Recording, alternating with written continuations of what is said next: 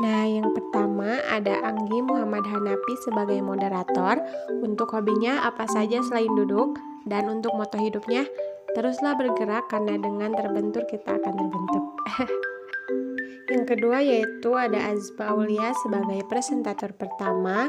Untuk hobinya motoin langit karena orang spesial ada di langit. Dan untuk moto hidupnya, sesungguhnya Allah tidak akan membebani seseorang di luar batas kemampuannya. Quran Surat Al-Baqarah ayat 286. Yang selanjutnya yaitu ada Sandi Sofari sebagai presentator kedua. Untuk hobinya yaitu e-sport dan badminton. Dan untuk moto hidupnya, sambut masa depan cemerlang dengan berilmu. Masya Allah. Yang selanjutnya ada Kirana Ageng Laksana sebagai presentator ketiga. Untuk hobinya yaitu menyanyi, dan untuk moto hidupnya, sukses adalah jumlah dari upaya kecil yang diulangi hari demi hari. Yang selanjutnya ada Mila Nur Hasanah sebagai presentator keempat. Untuk hobinya yaitu menulis, dan untuk moto hidupnya, teruslah tersenyum karena hidup adalah hal yang indah dan ada banyak hal untuk disyukuri. Dan selanjutnya ada Putri Rahma Aulia sebagai presentator kelima. Untuk hobinya insecure every time. Dan untuk moto hidupnya, berhentilah bermimpi dan saatnya beraksi. Dan yang terakhir ada Silva Nadia Puspa sebagai presentator terakhir. Untuk hobinya Netflix.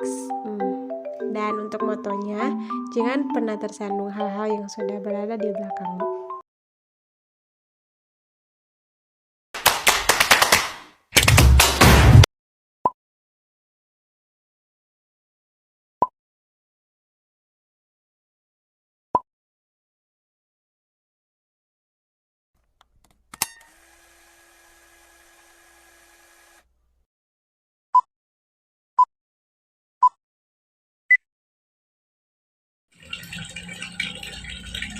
Assalamualaikum warahmatullahi wabarakatuh. Perkenalkan, nama saya Anggi Muhammad Hanafi. Saya sebagai moderator dari kelompok 4 yang akan menjelaskan materi tentang dinamika dan tantangan Pancasila sebagai dasar negara. Baik, untuk materi yang pertama yaitu dinamika Pancasila sebagai dasar negara yang akan dijelaskan oleh Azba, Sandi, dan juga Kirana. Kepadanya disilahkan. Baik, terima kasih kepada moderator yang telah memberikan kesempatan kepada saya untuk memaparkan materi tentang dinamika Pancasila sebagai dasar negara. Pancasila sebagai dasar negara lahir dan berkembang melalui suatu proses yang cukup panjang. Pada mulanya, adat istiadat dan agama menjadi kekuatan yang membentuk adanya pandangan hidup.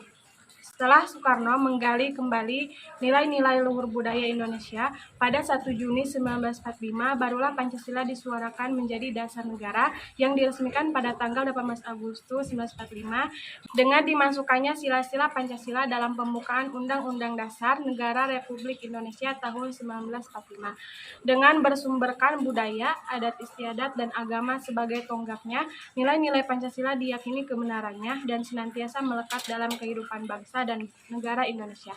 Pada saat berdirinya negara Republik Indonesia yang ditandai dengan dibacakannya teks proklamasi pada tanggal 17 Agustus 1945, bangsa Indonesia sepakat pengaturan kehidupan bermasyarakat, berbangsa, dan bernegara berlandaskan Pancasila dan Undang-Undang 1945. Namun sejak November 1945 sampai menjelang ditetapkannya dekret Presiden pada 5 Juli 1959, pemerintah Indonesia mempraktikkan sistem demokrasi liberal.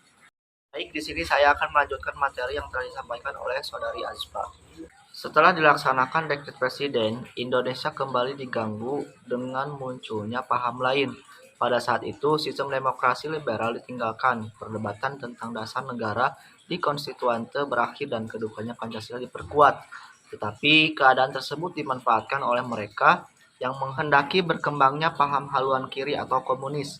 Puncaknya adalah peristiwa pemberontakan G30 SPKI 1965. Peristiwa ini menjadi pemicu berakhirnya pemerintahan Presiden Soekarno yang digantikan oleh pemerintahan Presiden Soeharto. Pada masa pemerintahan Presiden Soeharto, ditegaskan bahwa Pancasila sebagai dasar negara akan dilaksanakan secara murni dan konsekuen. Menyusul kemudian diterbitkan ketetapan MPR nomor 2 MPR 1978 tentang pedoman penghayatan dan pengamalan Pancasila atau P4. Namun, pemerintahan Presiden Soeharto pun akhirnya dianggap menyimpang dari garis politik Pancasila dan Undang-Undang Dasar 1945. Beliau dianggap cenderung melakukan praktik liberalisme kapitalisme dalam mengelola negara. Pada tahun 1998 muncul gerakan reformasi yang mengakibatkan Presiden Soeharto menyatakan berhenti dari jabatan presiden. Namun, sampai saat ini nampaknya reformasi belum membawa angin segar bagi dihayati dan diamalkannya Pancasila secara konsekuen oleh seluruh elemen bangsa. Hal ini dapat dilihat dari abainya para politisi terhadap fatsun politik yang berdasarkan nilai-nilai Pancasila dan perilaku anarkis segelintir masyarakat yang suka memaksakan kehendak kepada pihak lain. Pada tahun 2004 sampai sekarang, berkembang gerakan para akademisi dan pemerhati serta pencinta Pancasila yang kembali menyuarakan Pancasila sebagai dasar negara melalui berbagai kegiatan, seminar, dan kongres. Hal tersebut ditunjukkan untuk mengembalikan ekstensi Pancasila dan membudayakan nilai-nilai Pancasila sebagai pandangan hidup bangsa, serta menegaskan Pancasila sebagai dasar negara guna menjadi sumber hukum dalam penyelenggaraan pemerintahan negara. Terima kasih kepada teman saya yang telah memaparkan materinya. Untuk materi yang kedua, yaitu tantangan Pancasila sebagai dasar negara yang akan dijelaskan oleh Mila, Putri, dan juga Desilva. Kepadanya disilahkan. Baik, di sini saya akan melanjutkan materi tentang tantangan Pancasila sebagai dasar negara. Pada era globalisasi dewasa ini, banyak hal yang akan merusak mental dan nilai moral Pancasila yang menjadi kebanggaan bangsa dan negara Indonesia. Dengan demikian, Indonesia perlu waspada dan berupaya agar ketahanan mental ideologi bangsa Indonesia tidak tergerus. Pancasila harus senantiasa menjadi benteng moral dalam menjawab tantangan-tantangan terhadap unsur-unsur kehidupan bernegara, yaitu sosial, politik, ekonomi, budaya, dan agama. Tantangan yang muncul antara lain berasal dari derasnya arus paham-paham yang bersandar pada otoris materi, seperti liberalisme, kapitalisme, komunisme, sekularisme, pragmatisme, dan hedonisme yang menggerus kepribadian bangsa yang berkarakter nilai-nilai Pancasila. Hal ini pun dapat dilihat dengan jelas betapa paham-paham tersebut telah merasuk jauh dalam kehidupan bangsa Indonesia, sehingga melupakan kultur bangsa Indonesia yang memiliki sifat religius, santun, dan gotong royong.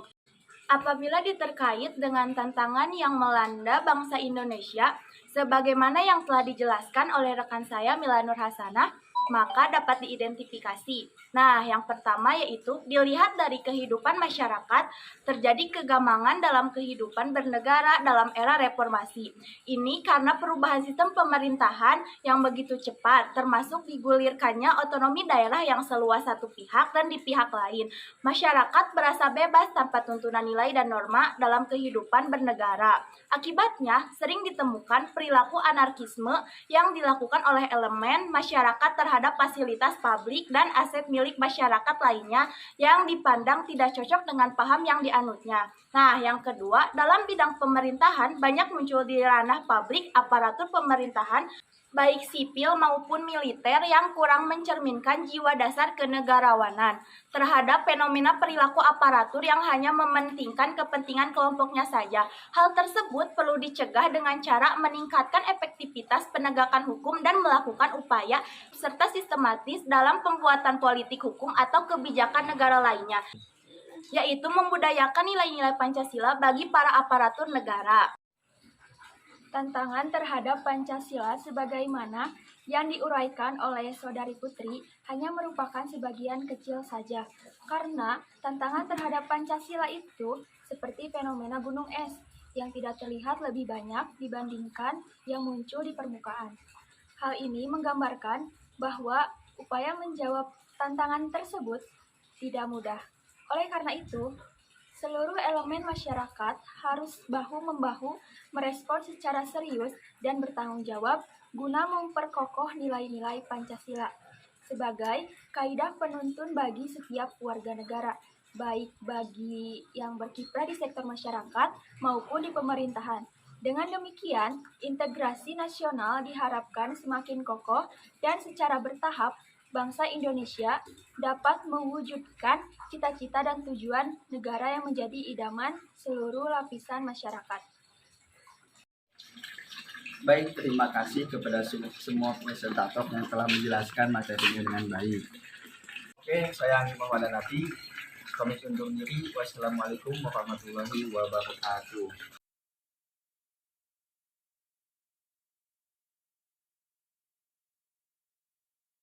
Alhamdulillah presentasi dari awal sampai akhir telah selesai kami paparkan.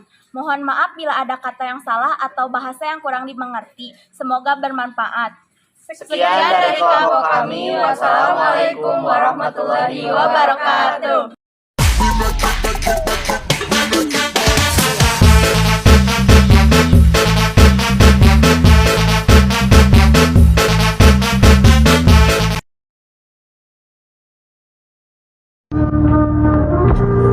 Swag.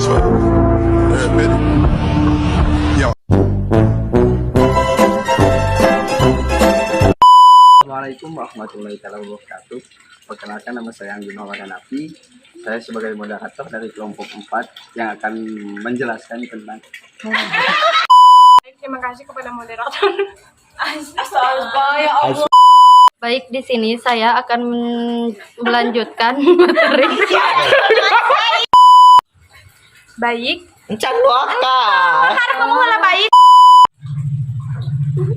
Apabila diterkait dengan tantangan yang melanda bangsa Tersebut dimanfaatkan oleh mereka yang berkehendak berkembangnya paham keluar. Standby. Alhamdulillah presentasi dari awal sampai akhir telah selesai kami paparkan. Mohon maaf bila ada kata yang salah. Jangan